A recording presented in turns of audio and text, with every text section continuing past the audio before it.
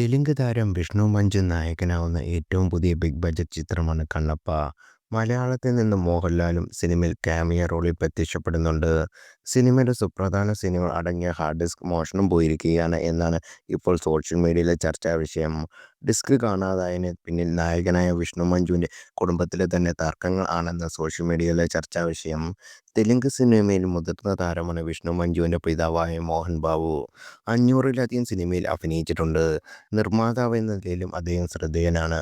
മലയാളത്തിൽ വൻ ഹിറ്റായ മോഹൻലാൽ ചിത്രമായ നരസിംഹം, ദേവാസുരം എന്നിവയൊക്കെ തെലുങ്കിൽ മോഹൻ ബാബുവിനെ നായകനാക്കി റീമാക്ക് ചെയ്തിട്ടുണ്ട്.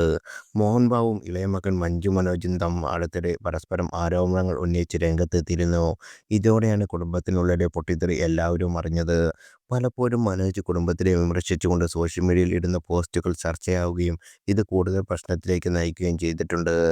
മോഹൻ ബാബുവിൻ്റെ ജാൽപള്ളിയിലുള്ള വസതിക്ക് മുന്നിൽ മഞ്ജു മനോജ് കുത്തിയിരിപ്പ് സമരം നടത്തിയതും വാർത്താപ്രാധാന്യം നേടിയിരുന്നു. മനോജും ഭാര്യ മൗനിക്കുമെതിരെ മോഹൻ ബാബു പോലീസിൽ പരാതി കൊടുത്തിരുന്നു. തൻ്റെ വസ്തുവിലേക്ക് അതിക്രമിച്ചു കയറി എന്നായിരുന്നു പരാതിയുടെ ഉള്ളടക്കം. സ്വത്തുമായി ബന്ധപ്പെട്ട തർക്കങ്ങളാണ് അച്ഛനും മകനുമിടയിൽ നടക്കുന്നത് എന്നാണ് വിവരങ്ങൾ. ഇത്തരം ആരോപണം ഉന്നയിച്ചായിരുന്നു മോഹൻ ബാബുവിൻ്റെ പരാതിയും.